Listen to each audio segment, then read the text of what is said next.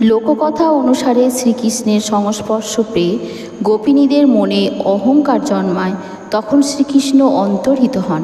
গোপিনীরা সেই ভুল বুঝতে পেরে স্তব স্তুতি শুরু করেন। ফলস্বরূপ শ্রীকৃষ্ণ ফিরে আসেন, গোপিনীদের মানব জীবনের পরমার্থ বুঝিয়ে তাদের অন্তরাত্মা শুদ্ধ করেন। শ্রীকৃষ্ণ গোপিনীদের সমস্ত মনোবাসনা পূর্ণ করেন, জাগতিক ক্লেশ থেকে মুক্ত করেন। বলা হয় এইভাবেই রাস উৎসবের প্রচলন ঘটে। এবছর রাস পূর্ণিমা কার্তিক পূর্ণিমার দিনই পড়েছে গুরু নানকের জন্মতিথি। হিন্দু ধর্ম জ্যোতিষশাস্ত্র মতে কার্তিক পূর্ণিমা অত্যন্ত শুভ মুহূর্ত এবং শুভ সময়। পুরাণে শারদ রাস ও বসন্ত রাসের উল্লেখ পাওয়া যায়। মনে করা হয় রস শব্দ থেকেই এসেছে রাস, যেটি সনাতন ধর্মাবলম্বীদের একটি